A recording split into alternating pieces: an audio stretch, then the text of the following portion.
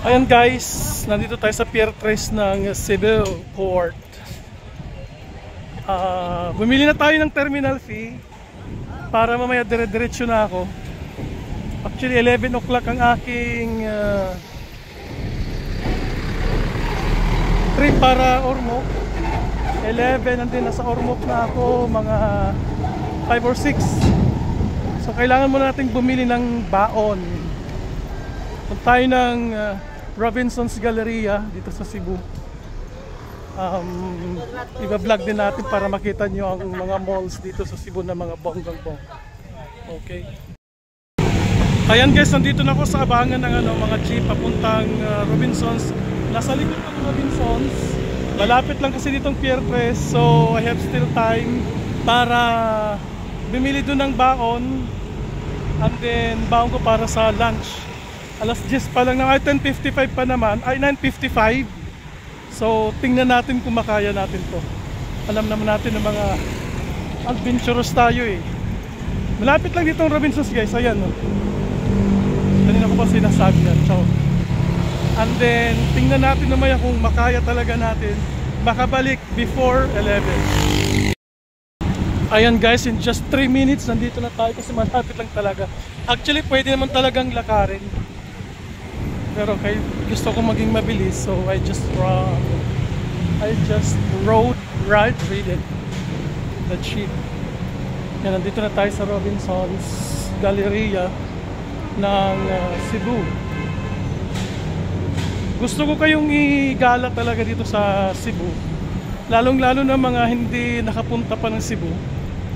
Na at least lalong-lalo na mga city girls natin dyan, mga city boys, para makita natin how city Cebu is. Lalo pag hindi pa alam mo natin na may mga Pilipino, kapwa natin Pilipino na hindi pa alam kung ano nga bang Cebu, gaano kaganda.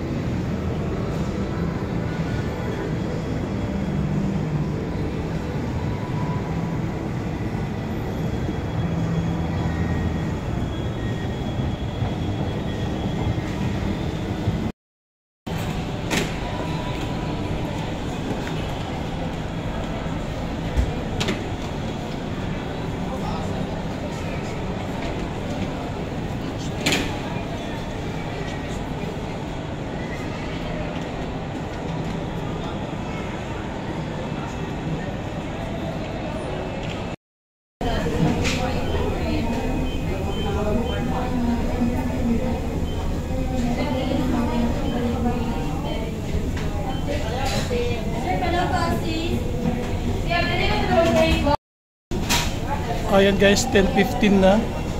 So I'm just waiting for my order. Babaunin ko yun sa biyahe. Nakiusap na lang tayo sa counters dito at saka mga crew kung pwede priority lane kasi mahaba talagang pila guys. Hindi tayo aabot sa oras pagka pumila pa ako. Anyway, okay naman. Nandito ako ngayon sa Robinson's Galleria dito sa Cebu. May port area to. Jollibee. Jollibee kasi ang pambaon ko eh.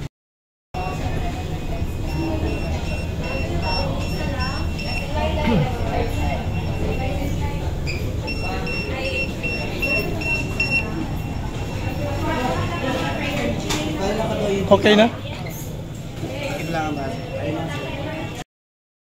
Ayan guys, nakuha ko na ng order. Guys, what I appreciate of the Cebuanos, mababait talaga sila guys. Kasi sobra kong pagmamadali yung wallet ko na iwan ko dun sa upuan and then they called me. Sabi ko nagmamadali kasi ako. So ganun sila kabait guys, grabe. Tapos concerned pa sila sobrang pagmamadali yung bag ko bukas. Sabi nila bukas yung bag nyo sir.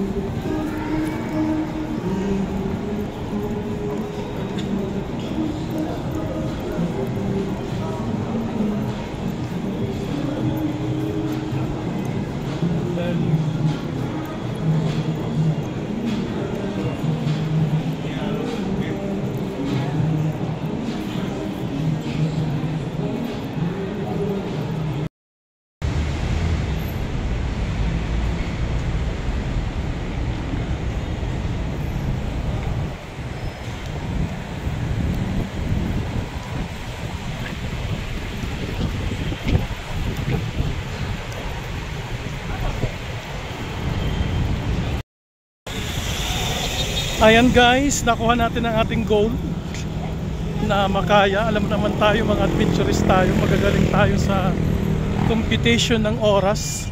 It's 10:30, nandito na ako sa Pier 3. Dito ng Pier 3 guys. Diretso na lang ako guys kasi sabi ko kanina I have to pay for the terminal fee para mamaya dire-diretso na.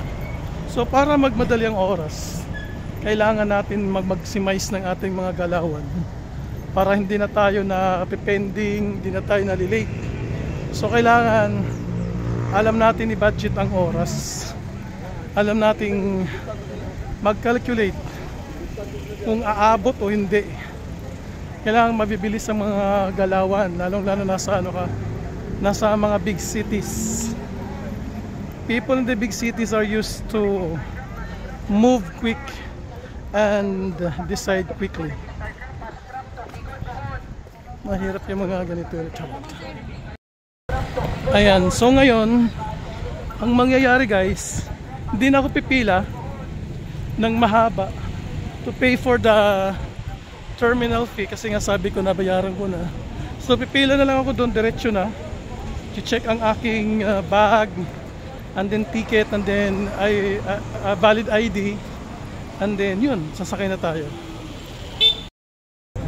And advice ko sa mga non-Cebuano speaking people, at least you have to try yourself, try harder na matuto sa kanilang lingwahe.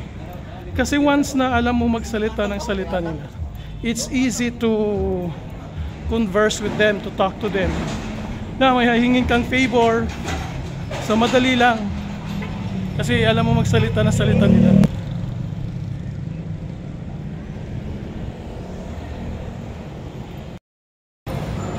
Ayan guys, nakapasok na tayo sa loob kasi bawal pumasok sa labas. Na-check ng ating mga bags. Nakadaan na tayo ng immigration. Immigration din, lilipad na tayo papuntang Ormoc. Saran, so nakapila na ako dito ngayon guys. For boarding, diba? Tamang aking oras. Hindi tayo na late. Nakabili pa tayo ng baon for Chobanels.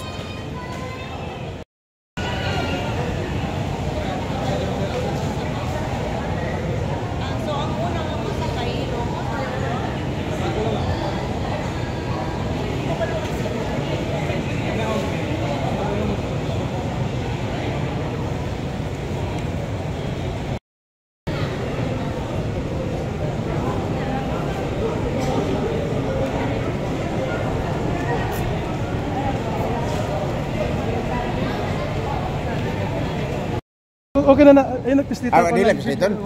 Kau mali. Ayan guys, take 2. It's 10:35 in the morning. 11 o'clock ang ating biyahe. So ngayon nandito na tayo. In boarding na. Kinukuha na kami ng shuttle para sa barko sa Let's. Nandito tayo sa Pier 3 and then nandun sa Pier 4 ang barko. And maraming salamat sa mga taga Let Ferries, lalong-lalo na yung cameraman natin, yung porter ng Let Ferries. Maraming salamat. Nagtugog bis dito naman. Ayan guys, nandito na tayo sa Ormoc City.